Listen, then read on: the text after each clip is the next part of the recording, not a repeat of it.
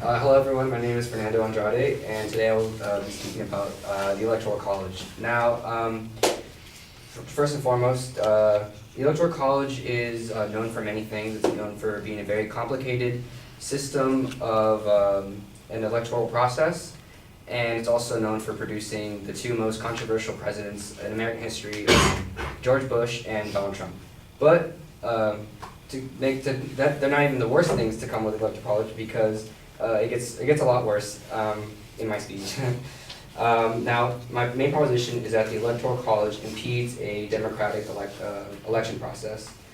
And just a quick definition of a democratic election process is basically just equality and representation for voting. Now, my first 3 points are that the foundation of the Electoral College is inherently problematic. The Electoral College allows for a disproportionate representation, and the Electoral College provides a false mandate to govern.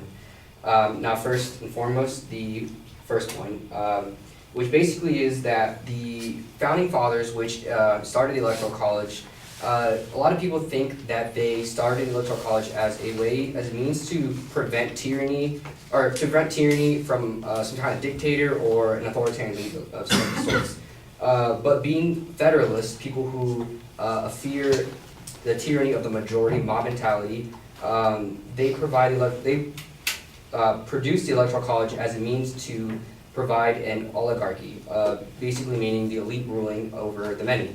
Now, this is a fact known by many political scientists, such as Nando COF, that this is seen in the strict voting restrictions that only include white landowning males, because the Founding Fathers believed that these are the only people that can make informed decisions, which is a pretty outdated statement, seeing that voting restriction requirements are that you have to be over 18 and an American citizen. And my next point is that they thought that the Electoral College is the best way to prevent any type of manipulation from either foreign or domestic powers. However, this becomes very clouded when you see that now the Electoral College is giving more powers to political parties who choose electors, who are in many states binded to vote for the candidate of the party's choosing. And you have powers such as Russia, which has been confirmed by the CIA to have meddled with the election of 2016 to swing it into Trump's favor. Now, moving into my second claim is that it provides or allows for disproportionate representation. Now, representation in a republic, which is our form of government, is very important. We believe that as Americans, we are giving and endowed equal representation. But with the Electoral College, it's not true at all, because small states such as Wyoming, small states with small populations such as Wyoming, wield very large representation powers at almost 318% compared to a state such as California. When you have such a small population in Wyoming compared to a large population in California, the proportions get very messed up, because small states, regardless, always will have three electoral points awarded to them based on representation from Congress, 2 senators and, of course, 1 congressional representative. And the winner-take-all process, which basically means that as long as you have 50.1% of the popular vote in your state, you take every single electoral point in that state. So it really messes things up with representation, because you're only focusing on numbers. The candidates are only focusing on numbers, not really focusing on people, which is why candidates seem to focus only on swing states, battleground states. In 2016, 87% of the campaign in 2016 was focused on only 12 states, which were deemed battleground states, states that these candidates needed to make the numbers work for them to win. And furthermore, neither president or vice president candidate ever visited 27 states in the United States. So 27 states were completely ignored in the campaign, which again really messes things up when you're talking about representation and you're talking the values and virtues of the American government, of the American political system. Now, a lot of people who support the Electoral College say that with the Electoral College, you have representation for rural areas, areas that otherwise would be looked over. But this is also wrong, because regardless of the Electoral College, rural areas will be ignored because when going campaigning in battleground states, the candidates really just focus on urban areas in those same battleground states. So the popular battleground state usually tends to be Ohio, and most candidates will try to campaign in densely urban areas such as Cleveland or other areas. Now, the third point is a false mandate to govern.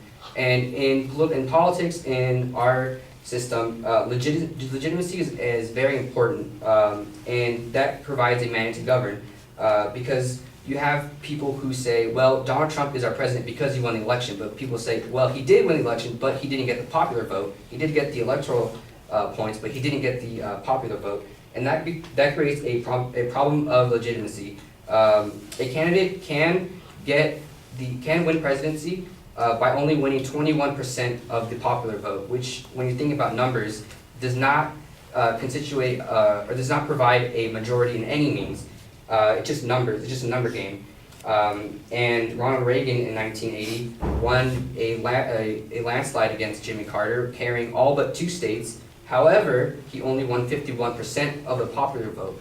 So that really just shows that he was able to win every state without exceeding, more than almost 50% of the popular vote, and that created a big issue with legitimacy as president, which is very important in our government, in our political system. Thank you.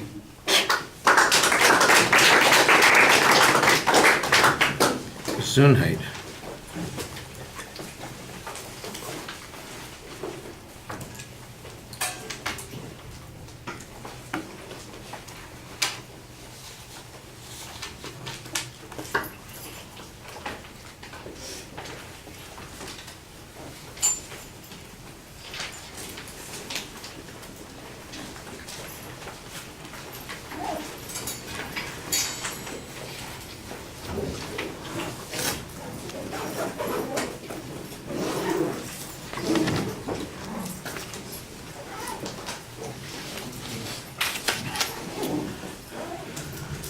All right, Nando, the proposition's clear. The contents are previewed to some degree, although I think sometimes the secondary issues are not as distinct as declarative sentences as they ought to be. And when we get to the body of the speech, that's really the bigger problem, that you set this stuff up in the preview, and then the follow-through is not very good. I only distinctly heard the third point when you got to it. I knew that the other 2 points were there, but they're, casual listeners are going to be missing them if you don't signpost them a little bit more clearly.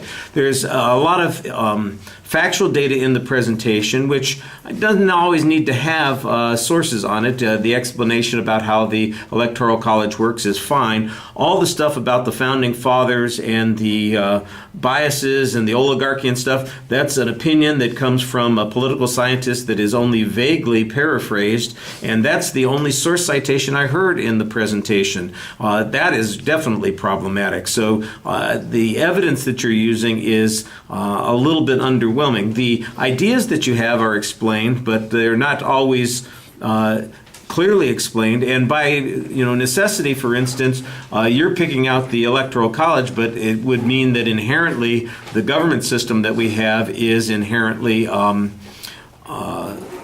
undemocratic, or not. I guess that's the term that you're using. It's undemocratic. It impedes the democratic process because the states, for instance, all get an equal number of senators regardless of their size, and that's the same problem that you're talking about. So when we're talking about the branches of government, the question then becomes, why is the focus here on this? And it's primarily because the Electoral College has had the impact that it has had with the 2 presidents that you mentioned recently.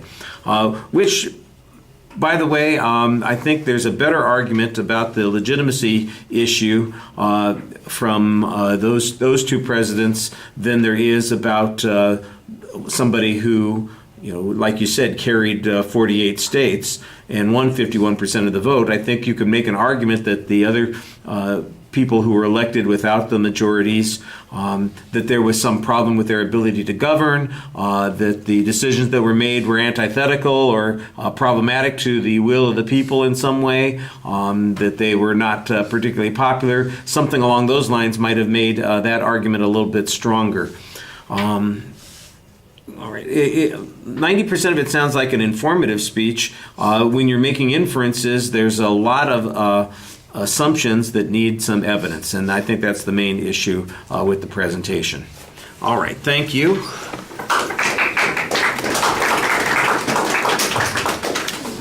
All right. Let me remind you that after the 4 speeches that we have on Thursday, we have the test, and the study guide is up. Don't forget you need a quiz strip, and then you need one of the 886 Scantrons for your group. You don't need one for every person, but one for your group. And if you don't have groups, we'll put you into groups. Don't worry about it. Yeah.